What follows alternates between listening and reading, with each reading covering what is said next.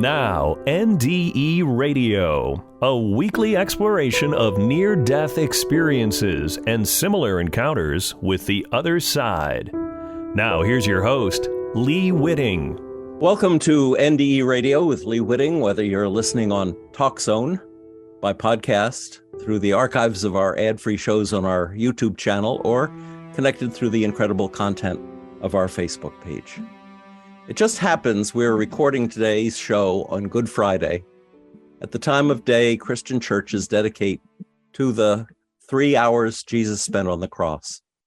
Since there are no coincidences, I thought I'd note that convergence, with a convergence of science and religion happening in the world right now, our understanding of God's name, I am. The Bible tells us some 33 centuries ago, Moses asked God, "What do I call you? What's your name?" And God answered, "I am who I am." In Hebrew, that singular imperfect tense includes past and future in the present. I am is isness, throughout all time, existing in time present. Actions uncompleted, what will be, all together in what we capitalize as the now. God is then and whenever, incorporating all eternity in this endless moment. But here's the trick God didn't spell out to Moses. In reality, there is no time as we on earth think we are experiencing it. And that's why Jesus, who we say died on the cross in the year 33 AD, is dying right now, because everything is right now. Together with theology, this reality is demonstrated today in quantum physics. Science's understanding of it began when it was demonstrated a beam of light can change its past existence as a particle in order to accommodate its future need to be a wave. It can change its past, and so can you, because of the nowness of all time in God. Not coincidentally, our guest today, Janet Thurgood, suffered from some 30 years before discovering this truth for herself.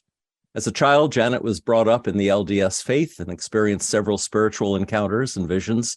And during the years she was having her children and building a successful cleaning business, she also suffered from a variety of chronic autoimmune illnesses, including Epstein-Barr and Lyme disease, which ultimately led to adrenal failure and NDEs as a result of fading in and out of a sick and exhausted body. She fought everything outside of herself, trying to get healthy, running and exercising, even to the point of collapse, before she came to understand through her NDE the timeless nature of I am extends to us because we share in the I am ourselves. In separating from the physical world, she was given perspectives about herself and about other dimensions that she did not know she had access to before. Today, Janet is a quantum healing practitioner, mentoring people privately and in group settings, helping them develop deeper levels of spirituality, self-awareness, as well as personal growth and transformation. Janet, welcome to this Good Friday edition of NDE Radio. Oh, thank you for the invitation, and a Good Friday to you too. This is epic that we get to talk about these things on Good Friday. Like, what a coincidence is that? I know, it's amazing. It's amazing, but it's not a coincidence. There are no coincidences. No, there really aren't. So maybe we planned this a millennium ago. Yeah. Janet, you had some spiritual experiences and visions as a little girl. So tell us a little about that. Well, as a little girl, I've always been really sensitive to everything. My hearing was sensitive. I couldn't bear loud noises and stuff like that. I was really sensitive to the environment and the world around me. I was backwardly shy. And so because I was so shy, I spent a lot of time within. And I didn't know at the time that that's how you develop expanded consciousness, is by going within. So I spent a lot of time kind of going within. I had a trauma when I was a baby. I fell down. I was kind of pushed down the stairs in a walker and experienced a concussion and 2 black eyes, bloody nose. I was just kind of banged up really bad. And I think I may have even at that point popped out of the body. I don't know. Who knows? But that my mother said at that point in time, I stopped walking. I stopped talking. I kind of withdrew. I went within. And I used to think I was so backwards as a child, but now I know that was by divine design, because God was guiding me back to my inner, the I am, the inner identity. So as a child, I had lots of dreams, vivid dreams, like movie screens in full color, like on a big screen, lots of that stuff. But I didn't have language for any of that stuff. I didn't really know how to process it. I would have visitations, which is different than dreaming. You know, you're consciously aware that someone is in your room. So I had that. The appearance of people would come to me. And actually, interestingly enough, people that I later met in real physical form later in life. And I was like, you have been with me my whole life.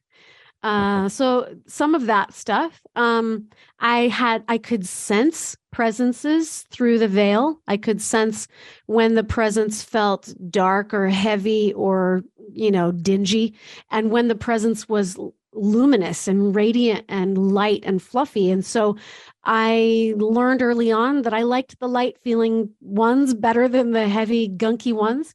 And so that helped me in discerning truth, because I could feel it in my bones. I could feel the effects of these presences. Sometimes I would see in vision, I would have a vision, like just a little flash. And then the next day, that little flash would play out in my life. And I'd be like, what is happening? So some of that stuff, but I repressed it. As I started to grow and get older, I was kind of made fun of by people for that, friends and peers and even siblings. And so I just kind of put that part of myself away and became an adult, Yeah. How old were you when your autoimmune diseases started kicking in? I was 14 when I was first diagnosed with mono. They called it mono at that time. Yeah. Then I got it again when I was about 18, and then I got married at 19 and it came back. So I had it 3 times by 19. When I went in finally at that point after I was married, that's what they were calling it at that time, was this virus that comes from, it's an Epstein-Barr virus. I know now there are multi different versions of that virus, but that's what I was diagnosed with. And it came with a lot of body pain and fatigue, brain fog, migraines, anxiety, depression, a lot of that stuff. So that was the early parts of it. And I didn't know how to get help. We went from doctor to doctor to doctor to try to see if we could get help for this, but it just kept getting worse. It kept escalating. So by the time I was in my 40s, so that started in my teens and early 20s. By the time I was in my 40s, it was literally full on Lyme's disease. And all that, during that time, you have 7 children. I think that's remarkable. Technically, I gave birth to 6 children. I had 5 miscarriages, and then we affectionately adopted a gal from Mexico. So she's my 7th. Wow. That couldn't have made it any easier, having all of these autoimmune diseases as well. One day you went for a run because you were trying to be normal or get better than normal, and collapsed by the side of the road. And I think you said it was like the demons from hell had hit you. It felt like it. Tell us about that. Yeah, I love how you said I was trying to be normal, because that's what I told you. But I was trying to brute force what I saw normal life around me being. I was like, no, I want to be fit. I want to be in shape. I want to do these things. I want to live my life. I want to enjoy my life. But so I was trying to force it into happening, which my body couldn't handle that. But yeah, I did. I collapsed. I was on a run. I had been running already. It was a time in my life where I had kind of let go of a lot of the stresses of running a full-time cleaning company, having 6 children that I was homeschooling, and, a newborn and all of that stuff. So I knew I had reached a breaking point in my life. And so I put the kids in school, sold my business, let go of a lot of responsibility, and then sat on my couch for a while, nursing a new baby, going, I don't know what to do with myself. So I decided, I'm going to do some self-care. It's time for me. This is me time. So I started eating better, started exercising, and I was feeling really, really good for about a month there. Lots of endorphins. And then I went on a run one day when I was just not, I was tired. I was feeling some brain fatigue, and I pushed myself anyways, because I thought, you know what? No pain, no gain. We're going to keep on this regimen or we'll never do it. And so I did push myself through that. I went running and I did collapse. My legs buckled under me and I kind of fell. And as I'm sitting there on the side of the road, I felt dizzy and I thought, oh, I'm going to pass out.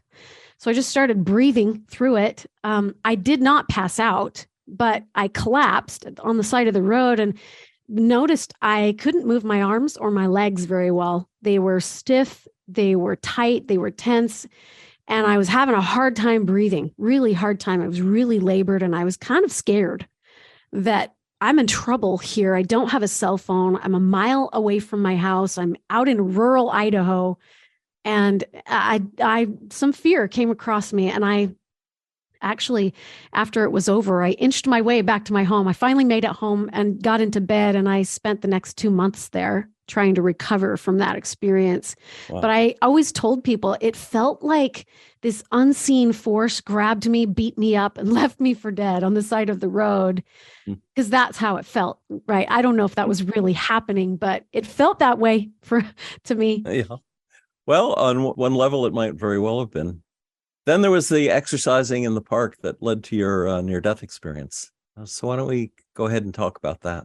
Yeah. So for 2 years, I did not exercise other than just maybe walking, but I did not exercise anything hard or fast because I knew my body was pretty fragile still. So, but I was still doing a lot. I was using plants and herbs and food to support my body. I was really striving for health. I mean, I wanted health and I was putting in long hours studying and researching. What can I do to support my body better? And so I spent a lot of years doing self-care. So that's kind of important to note. I wasn't just pushing my body to the brink, but I do have the tendency to brute force my way through situations sometimes, but I wasn't listening to my body. So same thing, I had an opportunity to join a workout group with some ladies in my church, and I wanted that community and connection, and I wanted to get back in shape again and get stronger. And so I did. About a month in, same thing happened. I felt really tired that morning again, but I wasn't paying attention. I didn't connect the dots at all, but I was tired, feeling some fatigue and brain fog, and just wasn't feeling it. And I just thought, you know what? No, no pain, no gain. I am going, even if I have to just take it slow today, I'll take it slow. And I did. I was trying to be respectful, but I think I should have listened to my body a little better. I went into shock. So I was just doing something simple as calf raises. I was doing up, down calf raises on some jungle gym equipment. And I got dizzy again. My knees started to buckle, and I made my way over to a little bench in the park.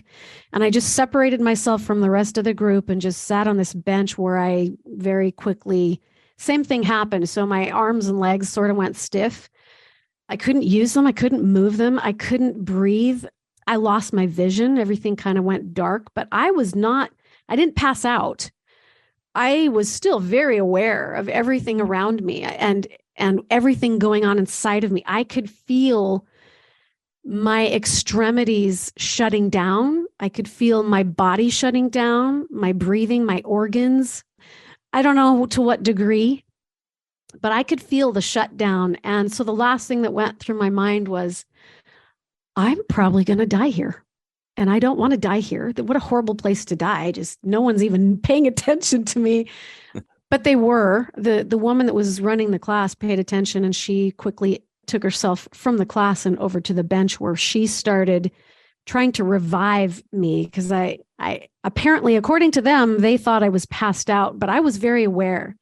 I could hear them. I could sense them. I went from a little bit of panic because I was struggling to breathe. Like I felt like I was sinking into the ground. I don't even know if that makes sense, but it felt like my body was sinking into the ground, but my spirit, I guess, or my consciousness was elevating up and out.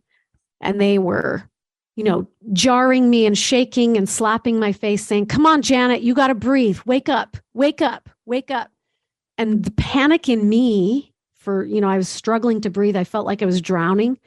The panic almost immediately flipped over into peace, just pure, delicious love and peace. And I stepped into the oneness. Like that's the only way to describe it. I stepped into this oneness, and I did travel through this kind of dark corridor where I felt like I was moving away from that scene. And I got down into that deep, dark corridor because I wanted the peace. I was wanting more of that. And I could hear them still saying, come on, Janet, you got to breathe. And I remember thinking, I don't want to. This is better. Yeah. It was the first time really in a long time that I had been out of that exhausted, painful condition. I did not realize how painful it was to be in that body.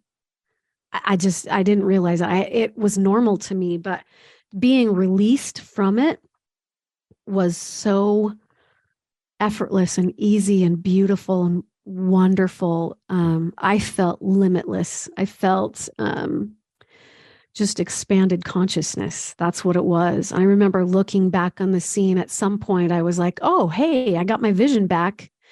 And I looked back at the situation. I could see it from all perspectives and all angles. I could see it from up above. I could see it from their perspective. I could see it from my own out of body perspective. And I remember thinking to myself, wait a minute, looking at my physical body and thinking, that's weird. I thought that was me.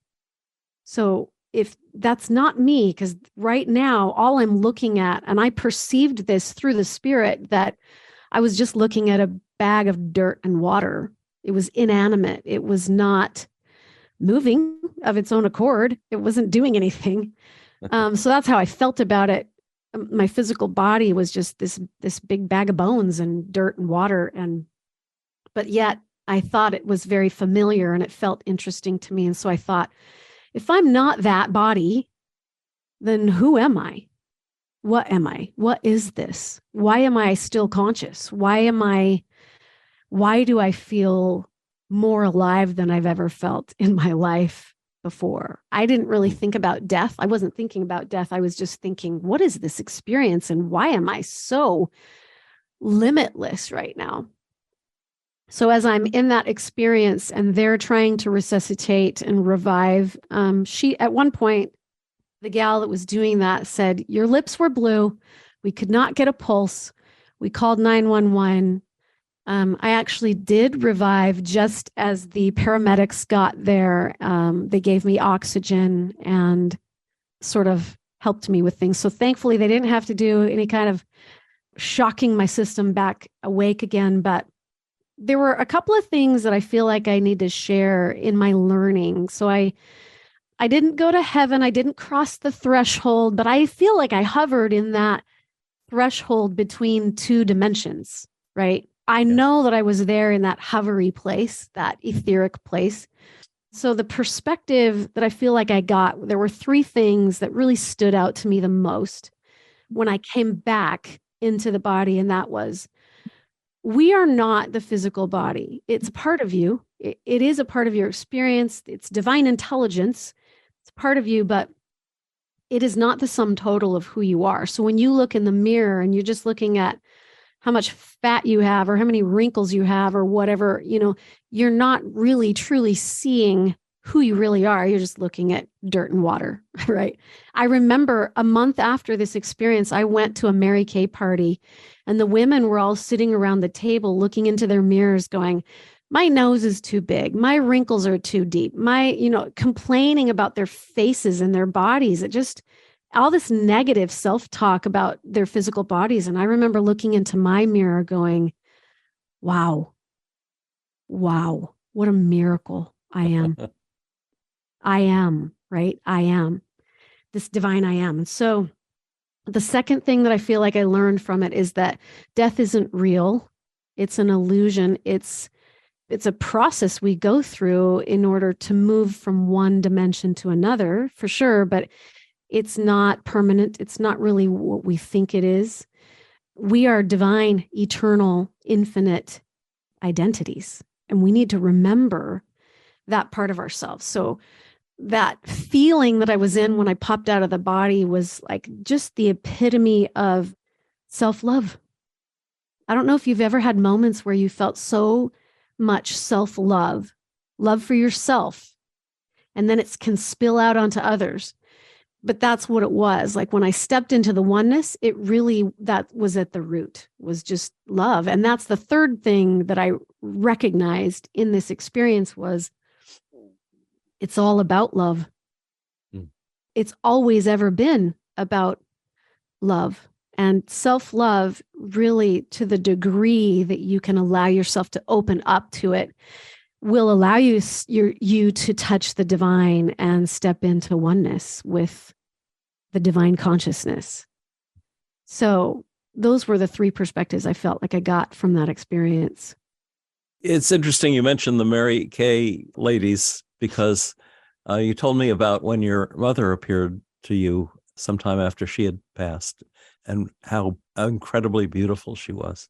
Mm. Yeah. I'm so grateful to get a chance to tell this story because it's just so profound. Before she died, she had bone cancer before she died. It started out as kidney, but it went into her bones. And I went up there a couple of times to I'm a quantum healer. And so at that point, I had some tools and I wanted to share. I wanted to support her and help her. And so I went up there to just see what was possible. And she wasn't in a place where she was really ready to do any inner work, because I think at that point, it was already written in her program. This was her exit strategy. So there was no inner work that was going to be done. But she came to me about a month after she passed and said, I'm ready now. But she also showed me her higher self, and she appeared in a vision standing at the foot of my bed. I was not asleep. I was awake. But this flash, it was just a very quick flash of her. And I witnessed her. She kept pointing in at herself going, look, like she didn't say anything, but just, this is me. Right. And she didn't look like her physical body either. She was taller and slender and just more luminous and radiant and standing in this divine glory, this glorified being standing before me. It's hard for me to describe it because there aren't human words, because language is so fallen, but it took my breath away. It was the most beautiful being I've ever laid eyes on. And I said, Mom. And then my question to her telepathically was, did you ever know this about yourself? Did you ever see this part of yourself when in mortal life? And she said, no. And I walked away from that experience thinking, that's tragic. That my mother was an amazing human. So for someone to go their whole life and never really know who they are as a divine identity, it's tragedy. But at the same time, I understand we're veiled here. We live in a world that's filled with deception. And so it's distracting. We can't often tap into that part of ourselves. And so at that point in my life as a quantum healer, I said to myself, I am going to make it my mission to help as many people on the planet learn how to tap into their divine identity. And to know yourself could there be anything more valuable, more worthy of your attention than that? Yeah. I think not. Then there's the other thing you mentioned, that one of the things you mentioned about what you took away from your near-death experience was not being afraid of dying. And the example you gave when we talked about when your husband Dave ran a red light and how you were appreciating the fact that you might die. Tell that story. So this happened years after being cracked open by a jolt, an NDE. Mm-hmm. So I had already at that point in my life been practicing mindfulness, going within, doing my inner work, tapping into my higher self, knowing that part of myself and existing in an alignment with that part of myself. So I was very practiced at that point, but we were driving down the road and something happened. He got distracted, ended up running a red light. And as we went through the intersection, all of a sudden time stood still. You know how it goes into woo, woo, woo, woo. Everything slows down and you're moving through space, really slow motion. That's what happened to me. And I saw two possibilities. I'm sure there were millions of possibilities, but I saw two. The one was the truck that was coming through the intersection at the time that we ran the red light. I saw it crash into our car, T-bone us, and hit me straight on. And I saw my body just fly to pieces. And then I saw the other possibility, which was what ultimately happened, which was we swerved out of the way. We slammed on our brakes. David did some screaming and clinching of the wheel and like that stuff. But I noticed that in it, there wasn't time to react. There wasn't time to think through anything or do anything. But in it, I was still reclined in my chair, holding a drink in my hand, just completely and totally at peace, totally relaxed. I was okay with the both scenarios. I looked at both of them. I wandered down both paths and I was like, that's fine. That's fine too. Like, what do I have to worry about? I'm an infinite being. So I don't have any skin in the game over whether I go that direction or that direction. So I didn't clamp down. I didn't resist it or, tighten up or scream or anything because there was no fear. And it was the first time in my life that I ever went, wow, you can be in a situation where death is staring you in the face and be neutral. Like, it is what it is. And I'm okay. I'm okay with that. I'm okay with that. Bring it on. Whatever happens in my life, it's fine. I'm an infinite being. So what could possibly threaten me? And when we got kind of pulled over to the side and Dave was shaking and I was looking at him and he looked at me and he was like, what is wrong with you? You didn't even respond. We almost died back there. I'm still holding my drink and reclined and I'm just like really relaxed and feeling good. And that was the first time I'd ever really noticed the effects of being tapped into the infinite, being tapped into the divine oneness, the consciousness of who you really are. Yeah. That's a real test. I mean, most every NDEer that comes back has, if they've seen something really wonderful on the other side, say, well, I'm not afraid of dying. But when the time comes, there's still some caution. And this one was a real proof that you were right when you said, I'm not afraid of death. Yeah. Do you know what it's like? And I would ask your listeners this. Do you know what it's like to walk this planet and not ever have to worry about the fear of death? To just be, I just am, so I'm okay. Like, what do I have to worry about? So to be in that place of neutrality is connected to the divine. Gosh, it's a wonderful way to live your life because nothing can trigger you. Yeah, so freeing. I mean, we base our lives either on, on that scale from fear to love and back again. And it moves you so many more notches toward the love part when you're no longer afraid of dying. Yeah. Now, I'm not in that state 24/7, 100% of the time. No, we're still human beings. Yeah, we're still human beings. And yet this world is very distracting. Stuff can happen. But it was the first time in my life I ever really recognized, wow, look what's possible for us as humans. It really redefines what it means to be a human. Yeah. You've had other, what we call spiritually transforming experiences. Tell us a few of those, if you would.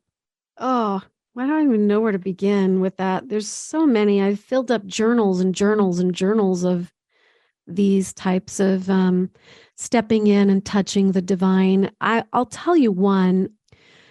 This was long after my NDE. And as you know what happens to us after we have these, I don't like to call them NDEs because I think lots of us are having these kinds of experiences, but we don't even know that we're having it because we think, well, I didn't die. So but really when you go through that trauma phase or that jolt phase where you go through the dark night of the soul and you get cracked open, it's interesting to see what happens later down the road.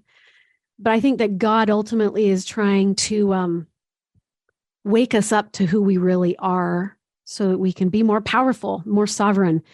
So I was pondering on some of that stuff. I was sitting in LDS culture. We have a place where we can go to worship and it's meaningful in our temple. And I was sitting in our temple one day just pondering, and I felt the presence of the Lord walk in to the room. And I had, at that point, already had this established relationship or connection with him in that way. And I saw him walk into the room and just stand there. He was looking at all the people, and he'd walk around and touch them. He'd put his hand on their shoulders. He would put hands on their heads.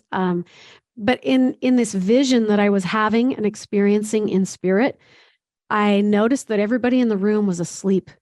Like they had no idea what was happening, or what I was seeing, at least anyways, maybe that wasn't happening to them, but it was happening to me, and I was seeing it.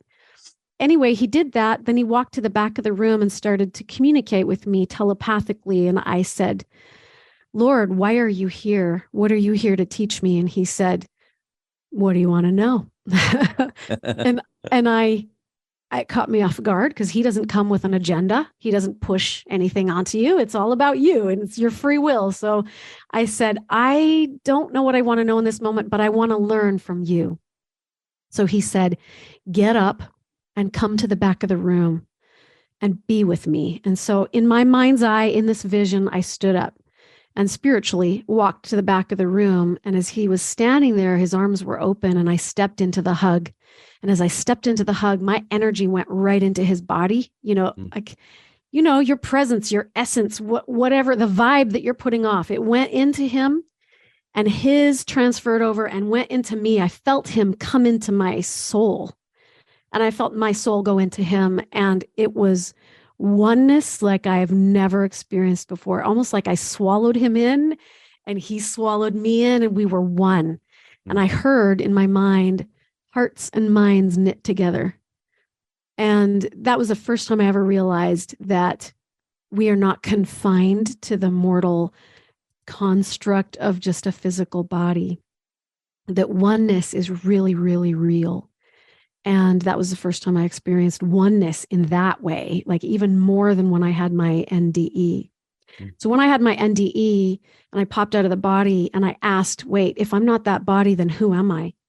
I did experience this amazing epiphany where I went within, but also without, if that makes any sense at all. So from my center, the center of my soul, I just, like a lightning bolt, I just went boom. And it was almost like an explosion of light. And I felt like I'd stepped into the center of the sun, and the sun had stepped into the center of me. And that was me. I became the container of the universe. My light became the container of the universe. And at that moment in time, when I stepped into the oneness, just like I did in the temple, I was one with everything that ever was. I was one with every blade of grass, every hair on everyone's head, every molecule of dirt, from the tallest mountain peak to the lowest, the bottom of the sea.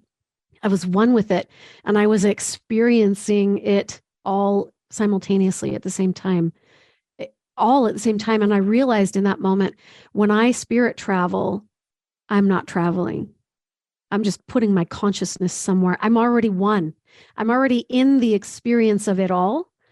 All I have to do is shift my consciousness or my focus, my attention, because where your attention goes, that's where spirit flows. So that was the experience I had in the temple, was just the realization of, wow, we are a lot more connected than we think. We are a lot more powerful than we think. Spirit travel is not really spirit travel. It is, you're one already. It's you're tapping into the oneness of all that is, past, present, future, but also everything in the universe that exists. You are one with it already. But so to have awareness of that and conscious awareness of that is such a gift. And this is now what I teach in my quantum healing programs, is that you can have these NDE-like experiences as often as you choose to go inside and do that inner work. So my mission, I guess, what I've made my mission, I've made a covenant that this is going to be my life's work until I die, which is to help people to tap in, help people to find oneness, help people to learn neutrality, that they're safe right where they are. You are always right where you're supposed to be, doing exactly what you're supposed to be doing, even if that means dying. When you say within, you're not talking solely within our bodies, our physical bodies.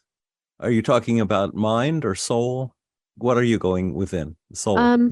So when I take my students through it, my students don't know this, but I am actually taking them through what I experienced in my NDE and other times since then. Because I've had hundreds of coming and goings in and out of the body.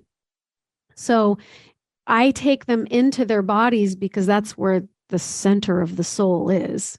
If you're alive, the center of your soul is within, but it's also outside of you, right? It's also expanded out from there. So I like to go within because I think it feels safe to people. When I take them out into the ether, that can be terrifying because they feel disconnected. So to be connected to you is to go within. So I have them drop down out of their brain. It's not in the mind. I go to the base of the spine. I say, get out of your head, get into your body, drop down to the base of the spine. And from there, push that light out and expand out. So I literally walk them through this guided meditation of experience expansion, the expansion of your essence, your vibration, your presence, right? Like expand that out to see if you can fill up the whole room with the consciousness of you from within. And like you stepped into the center of the sun and the sun stepped into the center of you, could you shine your light on every corner, every crack, every crevice? And then could you go out into the ether and do it out into the universe? And then I'll say to them, where does your light end and God's light begin? And then they'll think about it and they'll be like, it doesn't. Yeah. It's like saying, where does the air in the living room end and the air in the kitchen begin? It doesn't. There's no separation. It's just air. It just is. So the light that is within you is just light. It just is. But what makes you a unique thumbprint is you are an individual, unique expression of the light that is everywhere, that is in and around and through all things. You are expressing it through your soul. And every soul is a unique expression of the light. And there's a void if you don't express it, if you don't connect to it, if you don't understand it and know your divine identity in that way. Most people won't experience their divine identity through seeing it. They'll feel it. When I take people through these guided meditations, I'll say, what do you feel? And they'll say, oh, it just feels like home. It feels like love. It feels like peace. It feels like power. I feel resolute. All these adjectives start pouring out. And I'm like, you just described you. That's you. I think at one point you talked about, you had this experience that it was like the top of your head had opened up. Like a tuna fish can, I believe you said. Yeah, and which creates a very interesting image. And then all of this light, this download of information came to you. Well, yeah, that was what happened when I stepped into the oneness, when I stepped into the pure consciousness as I was out of the body and separated from the body. It did, to some degree, felt like my body was just laying there and someone had opened up the can with the can opener and peeled back, the lid of the tuna fish can. And then all of a sudden now all this divine light is just flowing in. And I could tell when I asked, who am I? What is in this body that's animating the body? Like, have you ever stopped to wonder who's in there? who's looking through the eye holes when you witness the world and you observe the world around you? Who's doing that? Who's doing the looking? Who's observing and witnessing and experiencing the animation of your body? Like, who's in there? And so that was my question, was, what am I? Who am I? So that was, when I had that experience of the crown just opened up, peeled back, all this light poured in. And I realized in that moment, I am light. Yeah. I am love. I am peace. I am hope. I just am. I just am. You've said that Jesus has taken you places. Are those internally seen places, or are these out-of-body experiences? They're both. They're both. So yeah, it's internal. So you're seeing through the mind's eye, which is the looking through the eye of faith or spirit. Yeah. So I've had other experiences where I was awakened in the middle of the night. And I feel like I should precursor it with, these are the effects of spiritual awakening. So for me, having a near-death experience was the catalyst that cracked me open. But the results or the fruits or the long-term effects, right, of having that is you're going to be more spiritually aware. You're going to wake up to gifts and abilities you didn't know you had access to.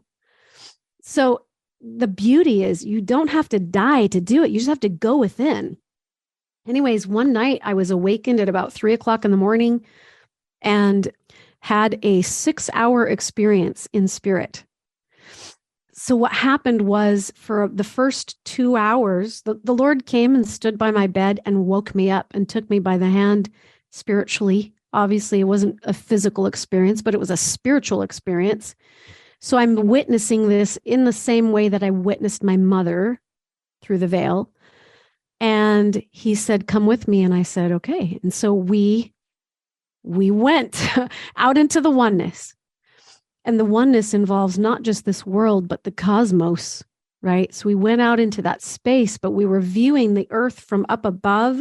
And I think I said this before, but I've told this story a million times, but I always feel like this experience was a lot like, what's the Christmas Carol movie where he's visited by 3 personages and they take him places and he views stuff. That's what it was. But the Lord was guiding it and he was showing me stuff. And the first 2 hours was just war, global. I could see this global darkness covering the whole earth. And it was just war. And the way I describe it is if you've ever seen the movie Hacksaw Ridge, I watched that movie one time and the carnage in that movie changed me forever. I cried for 2 weeks after watching that.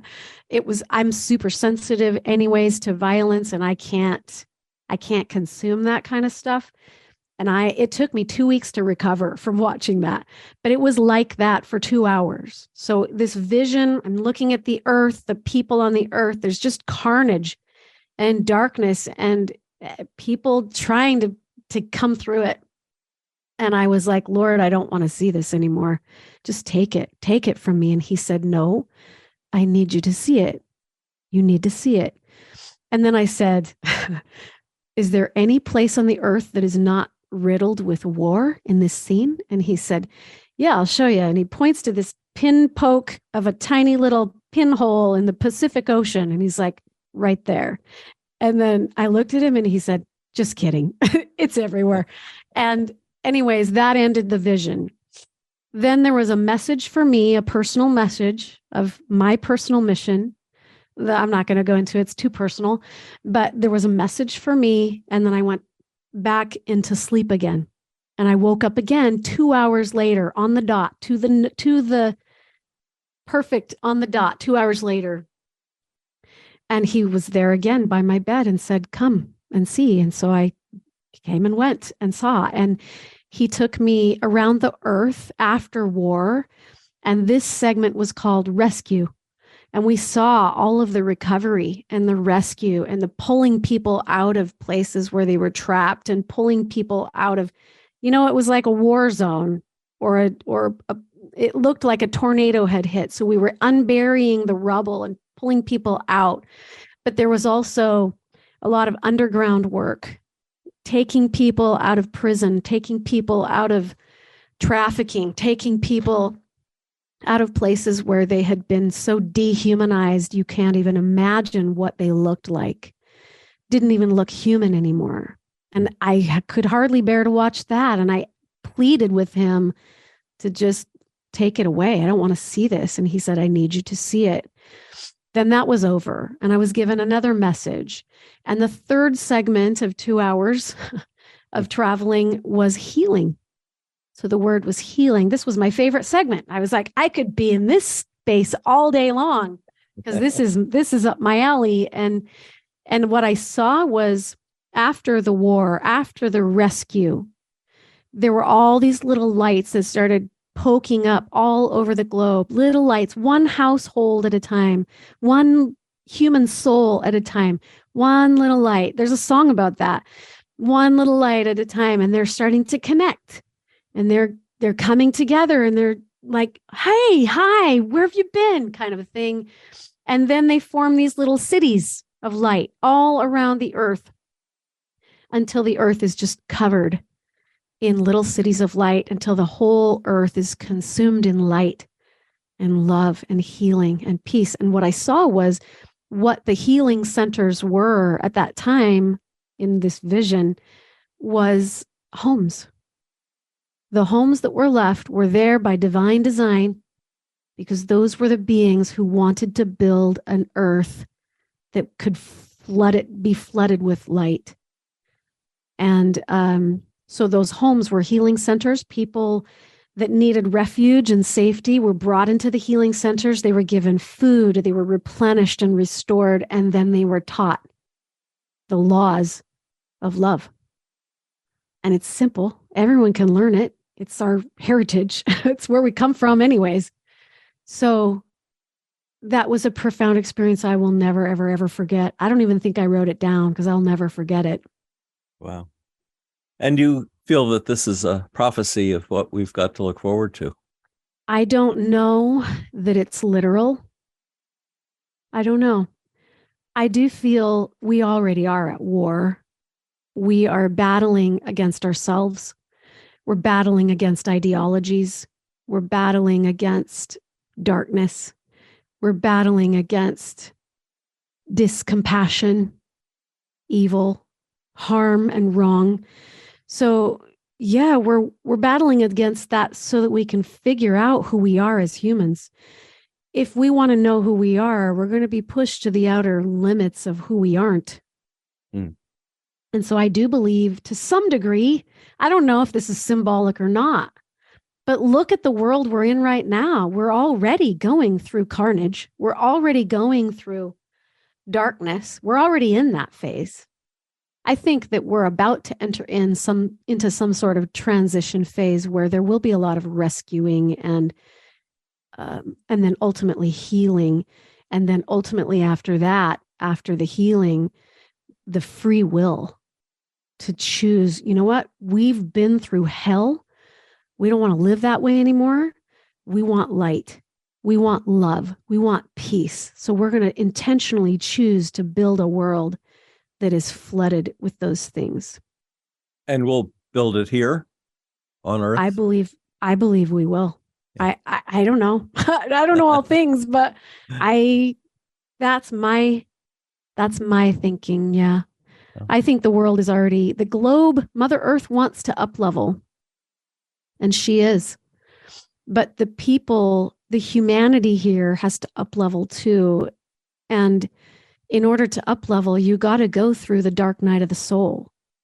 You got to go through a near-death experience. You got to go through transition. It's a requirement for all of us. If we want to spiritually awaken, you have to go through these kinds of cracking open experiences. And Mother Earth's going through it.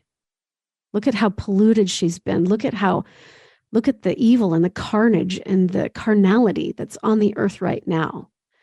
So yes, everybody wants to hold the beautiful newborn baby, but nobody wants to push it out and give birth to it. But that has to happen. There has to be that passing through the threshold, passing through the corridor. That is death. So yes, symbolically and maybe literally, there has to be some sort of death globally in order for us to transcend and ascend through the darkness and overcome and step into love, step into life because we chose it. Step into the light, step into peace, stepping into our divine identity and allowing for every human to have the freedom to do that without suppressing them. Do you foresee that as a spiritual existence or as reincarnation into a better earth? I love that. I would ask you that, but yes, maybe. Maybe Mother Earth will have a reincarnation into a new, redeemed, reclaimed body. I don't know. Mm. And maybe it is spiritual, maybe it's physical. I just don't know. There have been some theories that God uses the earth as a training program, and between the lost civilizations that grow up and then wind up destroying themselves, the stories of Atlantis and that sort of thing, that then the earth recycles, it floods, a meteor hits us, something goes and clears the deck for the next generation of people to come and go through what we're going through now. Yes. So it could be a platform. The earth could be a platform that's been used over and over and over again. I think so. But I think what we're going through on this planet right now and what we're getting ready to step into is something this earth has never seen before and never known before in its history, like in the fullness of it. We've had glimpses of it in different societies and cultures, but I think that where it's headed is the fullness, the unfolding of the fullness. So I actually believe with reincarnation coming back in and out for learning, at some point you transcend the need to do that, to go back to school. You enter into the master's program or your doctorate program, and it's no longer required that I think scripturally the words are to go no more out. So when you ascend and you do connect to the God source that is within you, and you know that's your identity and that's who you are and how you be, that's goddess. That's a goddess. That's godhood, right? So as a godhood level, your experience is going to be very different. And so maybe the earth is ascending in that same way, and she's going to grow and expand and not need to go out anymore or to die anymore, but to be renewed and receive this paradise, the robes of paradise eternally. That's how I see it. And I think that's why everyone's so interested in this planet. That's why we're having all of these visitations from extraterrestrials. That's why everybody in the universe is so very keenly intrigued in our world, because they know that we are on the cusp of something really important, and it could make or break us. And it's such a jewel. And you see those photographs of Earth from space. It's so precious and so beautiful. It is. Indeed. Now, on a totally different note, Lilia told me that the Holy Mother told you to write songs. Yes. So the Divine Mother, yes, I feel this is the Divine Mother to me is the goddess version of God. Sure.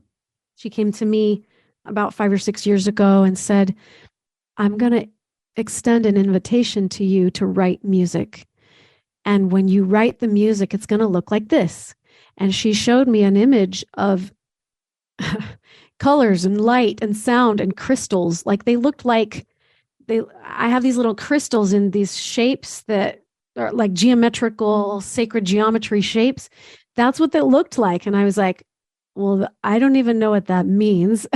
So I don't know how to write music that does that or looks like that. And she said, just write it from your soul. Let the light come into you and let yourself write the music. And so I just started writing from my soul. And I've written about, 20 songs or so. Last fall, I had the opportunity to go to Nashville and produce 3 of them with some friends of mine, and it was a really fun experience. These songs are written based in personal experience, but also the experiences that I've witnessed in my clients as I work one-on-one with my mentoring clients. So it's deeply profound experience. This song that I sent you is called Fly, and it literally is about connecting with the divine I am and remembering who you are.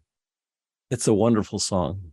The other two songs are wonderful too. Love's an Ocean, fantastic. Everyone should hear this. It's really nice. And you have another career stretching out ahead of you as a songwriter and performer.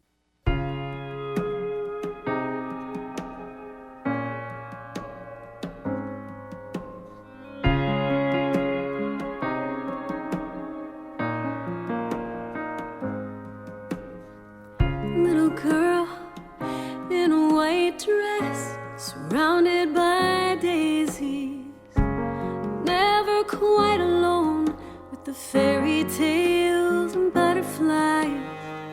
She talks to Jesus and looks into the heavens' eyes, so sure that if she jumped, she would fly away. And she says, what if I dance for you? What if I could fly away with heaven in my eyes? If I could reach into the sky with you, and no one would ever ask the question, why? What if I could fly?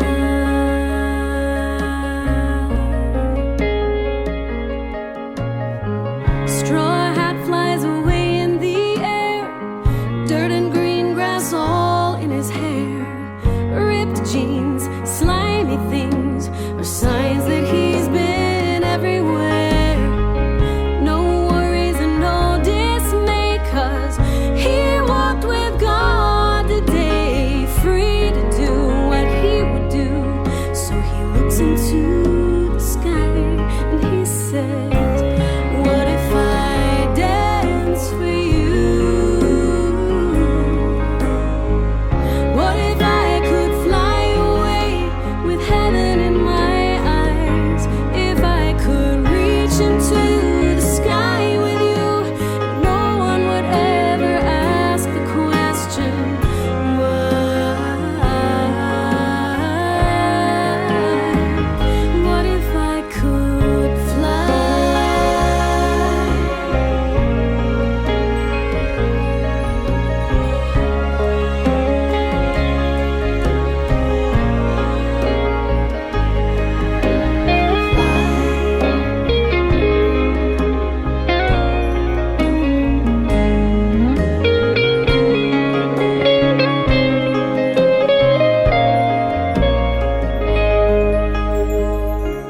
What if I dance for you?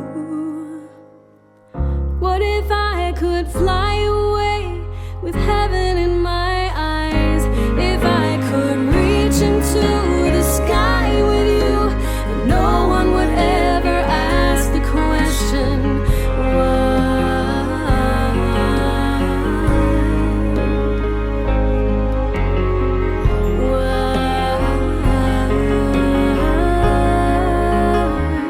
what if I could